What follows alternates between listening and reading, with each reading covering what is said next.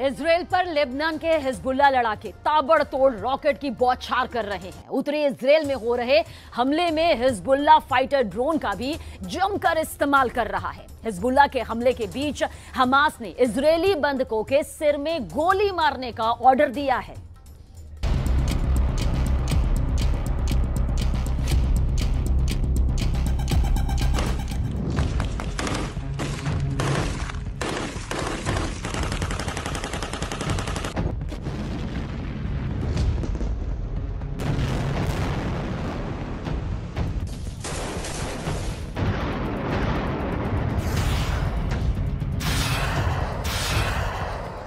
Israel का Hamas से युद्ध चल रहा है।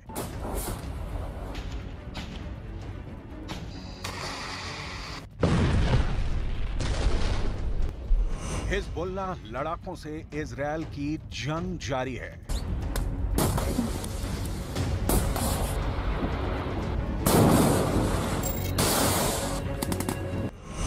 अब क्या अगला नंबर जॉर्डन से आर पार की लड़ाई का है?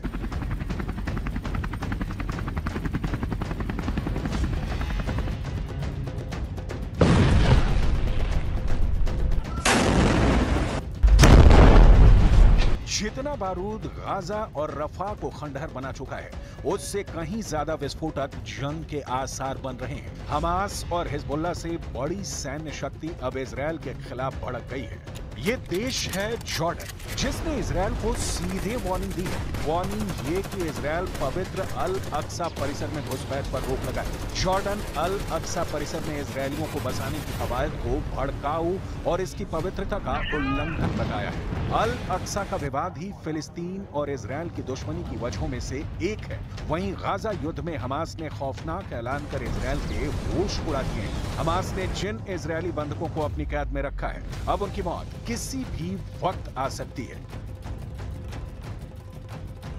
हमास ने इजरायली बंधकों के सिर पर बांधी बारूदी बेल्ट। आईडीएफ फोर्स आगे बढ़ी तो सिनवार दबाएगा ट्रिगर। नेतन्याहू के जंगी जेट बनेंगे उड़ता ताबूत। हिजबुल्ला हमास का ज्वाइंट अटैक अब शुरू।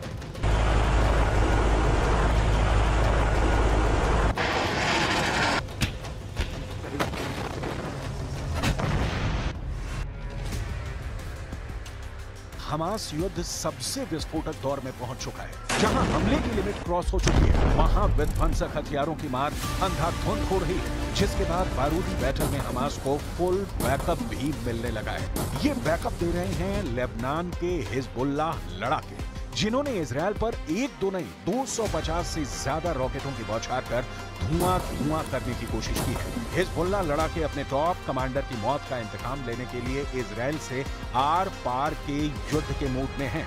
इजराइल भी युद्ध में जंगी जेट के साथ उतर आया है। हिजबुल्ला पर पलटवार के लिए इजराइल ने 8 जंगी जेट का आसमानी बेड़ा उड़ाया है। यानी एक तरफ इजराइल है तो दूसरे खेमे में हमास और हिजबुल्ला डबल अटैक शुरू कर चुके हैं, जिससे इजराइल को एक वक्त में 2 फ्रंट पर जोर लगाना पड़ रहा है। साथ ही इजराइल को रफा और गाजा फ्रंट पर भी जोरदार टक्कर मिल रही है, क्योंकि लेबनान के हिजबुल्ला लड़ाकों के पास 10 लाख रॉकेट और मिसाइलों का बारूदी गोदाम है।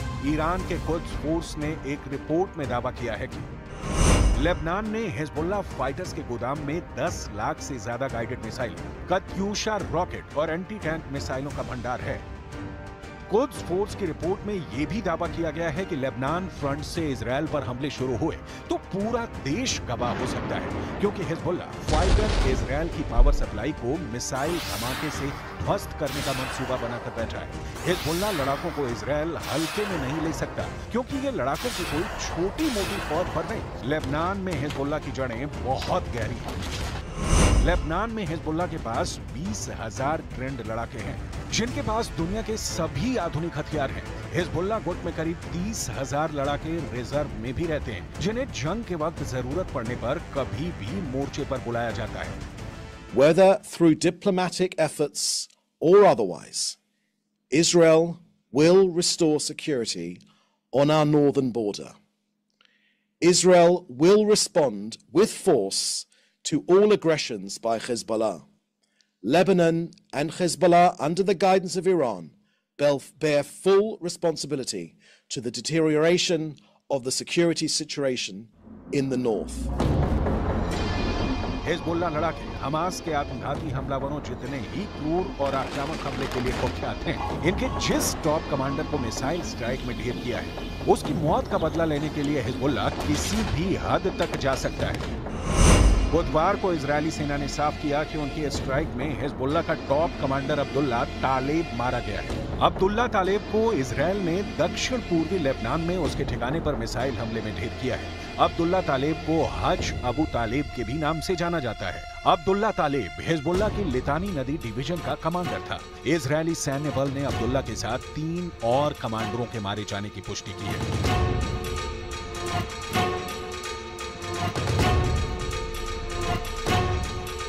इजरायल से मिले झटके ने हिजबुल्लाह लड़ाकों को भड़का दिया, जिससे इजरायल में बड़े हमले का अलर्ट है। वहीं हमास की तरफ से लड़ाकों को सीधा ऑर्डर दे दिया गया है कि अब इजरायल की फोर्स को देखते ही बंधकों को सिर में गोली मार दी जाए।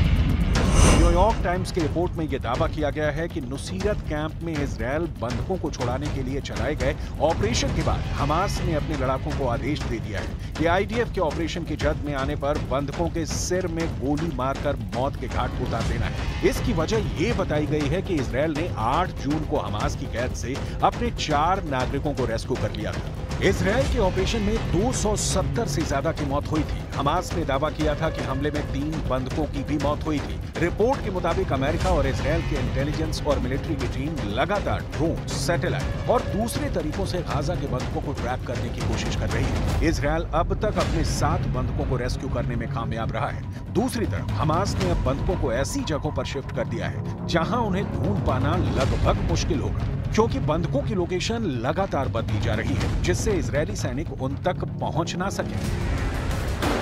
हालांकि इजरायली फोर्स अटैक मोड में है। रफा और गाजा के चप्पे चप्पे को खंगाल रहे आईडीएफ सोल्जर हमास लड़ाकों का सफाया करते हुए बंधकों की रिहाई का ऑपरेशन चला रहे हैं, क्योंकि यूएनएससी में इजरायल पर जल्द से जल्द युद्ध खत्म करने का दबाव बढ़ता जा रहा है। उधर 8 महीने से चल रही जंग में हमास के भी हौसले पस्त होते जा रहे हैं।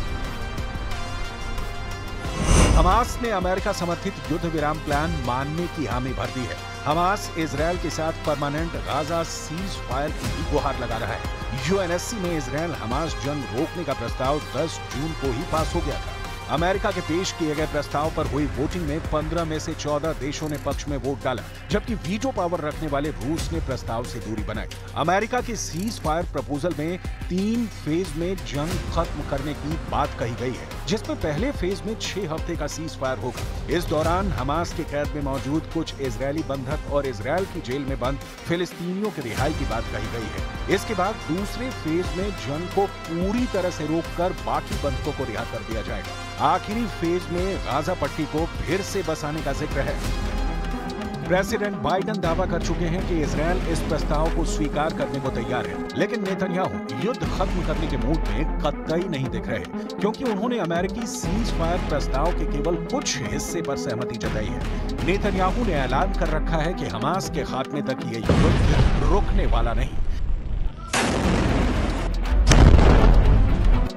अमेरिकी विदेश मंत्री एंटनी ब्लिंकन ने भी गाजा युद्ध के और विनाशकारी होने की भविष्यवाणी कर दी है। ब्लिंकन ने दावा किया कि हमास ने युद्ध विराम की शर्तों में बदलाव किया है, जिसमें कुछ शर्तें मानना मुश्किल है, यानी जंग जारी रहेगी और जोरदार भी होगी।